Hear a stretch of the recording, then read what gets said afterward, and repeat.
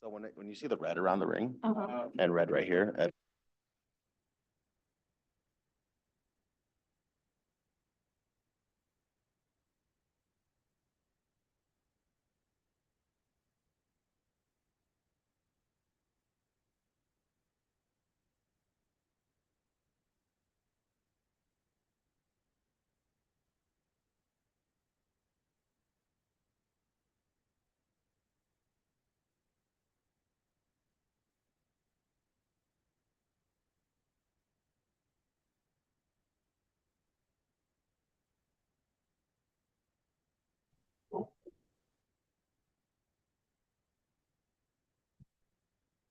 is it, oh, the microphone's not on. Oh, because if I There we do go. that, it's red. Yeah. It's supposed to be red? Yep. Oh, okay. I thought green was to go, not.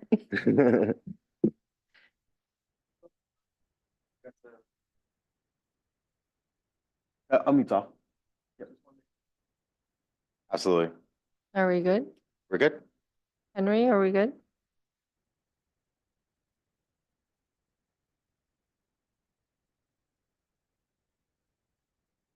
Good to go?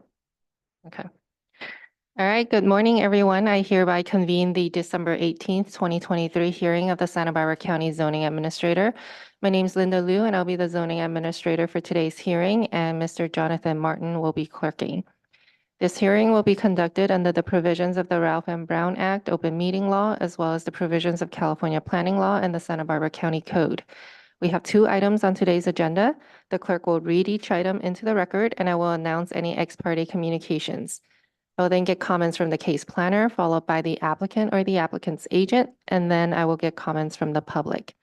Anyone who wishes to testify should submit a speaker slip, or if testifying remotely, use the raise hand feature. All right, the first portion of our agenda is for the general public comment period. This period gives the public an opportunity to comment on matters that are not on today's agenda. Mr. Martin, do we have any requests to speak on this? We have received no requests to speak on these items. All right, then I think we are ready to proceed to our standard agenda.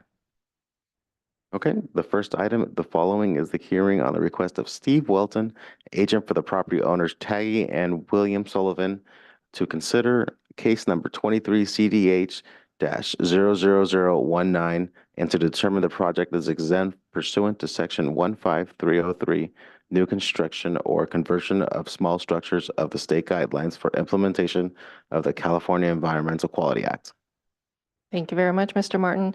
I do not have any ex parte communications to announce. Mr. Wakamiya, are you ready to proceed?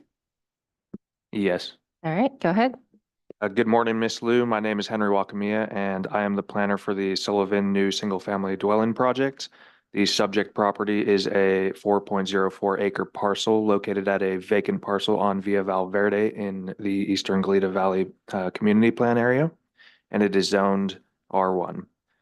The project before you today is for a coastal development permit to allow construction of a 4,171 square foot residence, 836 square foot attached garage, 610 square foot pool and spa, 0.51 acres of native habitat restoration, and associated residential development. The property is currently vacant with the exception of a existing water well, 232 square foot well pump house, driveway, and sewer lateral. The proposed project complies with all applicable requirements of the Article 2 Coastal Zoning Ordinance and the Comprehensive Plan, including the Coastal Land Use Plan and Eastern Glida Valley Community Plan. Staff recommends that you make the required findings for the project, including CEQA findings. Determine the project is exempt from CEQA pursuant to CEQA Guidelines Section 15303 for the new construction or conversion of small structures. And lastly, approve the project subject to the conditions of approval. This concludes the staff's presentation, and I'm available to answer any questions you may have. Thank you very much, Mr. Wakamiya. Is the applicant or the applicant agent want us? Yes, the agent, Mr. Steve Welton, is available. It's blinking.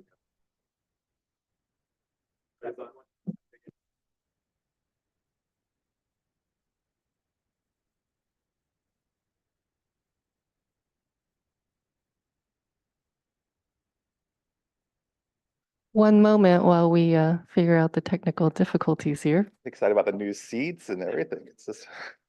All right. All right, Mr. Walton. Good morning, Madam ZA. Thank you. My name is Steve Welton. I am the agent for the applicant for SEPS. We don't have a formal presentation, but did want to thank staff for collaborating with us on this project. And we don't we agree with the conditions of approval, but if there are any questions, we're here to answer them. Alster is our architect as well. Great. Thank you very much. Mr. Martin, do we have any requests for the public to speak? We have received no requests to speak from the public. All right, thank you very much. Mr. Wakamiya, I don't have any specific questions related to this project. Have you received any questions or concerns from neighbors or the public regarding this project? We had some neighbors reach out when the project was initially submitted, and they haven't expressed any concerns to us. And I assume they've been notified of this hearing? Yes, Yes. Mr. Walton. This is Madam ZA. The concerns they expressed to me was that they were concerned about widening of Via Valverde by the fire department, but they're not requiring that. So they seem to be satisfied. Great, thank you very much. And then the other condition, one of the conditions that struck my interest was the lighting condition. I noticed that it says it's supposed to go back to BAR prior to issuance. Can you explain that? Is that not part of the regular final approval of all BAR plans? Yeah, so it will be included in the final BAR approval. Condition number 3 requires that the project receive final BAR review and approval prior to permit issuance, and the lighting plan will be a part of that final review, therefore occurring prior to CDP issuance. Great. Thank you very much. I don't have any further questions. Thank you, Mr. Walton, for being here. I'll go ahead and close out the public hearing for this item, and I'll make the required findings for this project as specified in attachment A of the staff report, including the CEQA findings. And I do determine that this project is exempt from CEQA pursuant to CEQA guidelines section 15303, included as attachment C of the staff report. And I approve this project case number 23 CDH 00019, subject to the conditions of approval included as attachment B of the staff report. Thank you very much, Mr. Wakamiya. Thank you, Mr. Walton. Mr. Martin, our next item, please. For item number 2, the following is the hearing on the request of Grimm Estates LLC to consider case number 22 CUP-00000-00013 and to adopt the mitigated negative declaration case number 23 NGD-00006 pursuant to state guidelines for implementation of the California Environmental Quality Act, CEQA. Thank you very much, Mr. Martin. I don't have any ex parte communications to announce. Mr. Singer, are you ready to proceed? I am, Miss Lou. All right. I was also going to just note, I was going to turn on my video, but Zoom is stopping me. I don't know if that's something you care to figure out right now. I'm happy to proceed without video.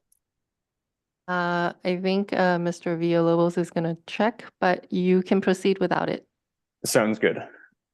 Good morning. As mentioned, I'm here presenting a minor conditional use permit application for 12 special events per calendar year. It's located at 5420 Kentucky Road. The property is located just over 4 miles southeast of Santa Ynez.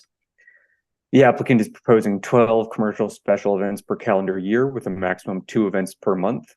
Each event will have a maximum 150 guests and take place between 1 p.m. and 10 p.m. Setup for events will take place over 2 days before the event, and cleanup will be completed within 48 hours after the event. The property is zoned agricultural 2, and it has vineyards, an agricultural reservoir, and agricultural accessory structures on it. There is one other permitted special event within a 5-mile radius of the project site. It's just over 4 miles away from the subject parcel, and it allows up to 25 annual events in a legal structure in the township of Santa Ynez, so it's a pretty different one.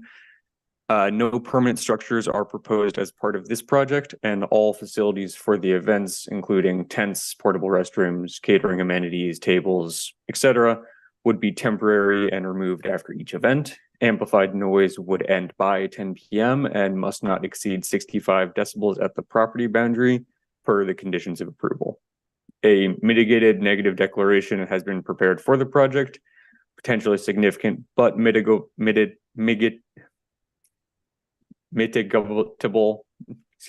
impacts were identified in the area of noise. One mitigation measure was proposed, and with implementation of this measure, all impacts would be reduced to a less than significant level. The project is subject to conditions of approval to ensure compliance with the county's comprehensive plan and to ensure there are no negative effects to surrounding agricultural areas. Based on the information presented today and contained in the staff report, staff recommends that the zoning administrator make the required findings for approval of the project, including CEQA findings as specified in attachment A, adopt the negative declaration number 23 NGD 6 included as attachment C to the staff report, and approve the project case number 22 CUP 13 subject to conditions of approval included as attachment B.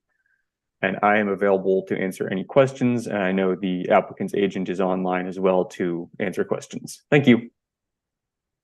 Thank you very much, Mr. Singer. Mr. Martin, do we have any requests to speak on this? We have received no requests to speak on this item. All right, I see Ms. Janes is on. Ms. Janes, I assume you're going to be representing the applicant? Yes, good morning, Madam Zoning Administrator and hearing staff. Angela Janes here with Jones Land Use Planning in Los Olivos, and we represent Grimm Estates LLC for this case. And we are here to answer any questions if you have them. I wanted to say a special thank you to our planner, Ben Singer, for doing an excellent job with pulling this together for us. We appreciate all of the assistance. Thank you very much, Ms. Janes. Have you had an opportunity to review the conditions of approval on this project with your clients?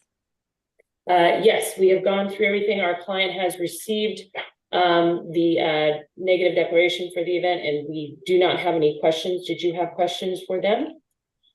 I do not. I just wanted to make sure that they have reviewed the conditions and that they are in agreement with them. They are, yes. Great. Mr. Singer, I don't have any specific questions for you. I see that the condition that was previously at issue regarding the check-in with the treasurer tax collector has been modified to satisfy what the treasurer tax collector would prefer. So I think we're good on that one, correct? That is correct. I did also just want to note, this is more for probably your information, just as I know you had some question about it. The County Land Use and Development Code does specifically mention requiring a treasurer tax collector business license for temporary uses. So that is the kind of source of that condition. So there is some basis in the code behind having it. That makes sense. Thank you very much. All right, I don't have any further questions on this. This project seems very similar to the other special events projects that I have presided over. So I'll go ahead and close the public hearing for this item, and I will make the required findings for this project as specified in attachment A of the staff report, including the CEQA findings. I do adopt the negative declaration 23 NGD 0006 included as attachment C, and adopt the mitigation monitoring program contained in the conditions of approval included as attachment B. And I approve the proposed project 22 CUP 00013, subject to the conditions of approval included as attachment B of the staff report. Thank you very much, Mr. Singer. Ms. Janes, thank you very much for attending. Thank you. All right, Mr. Martin, I believe that concludes our hearing for this year. Yes, it does. Thank you. Thank you.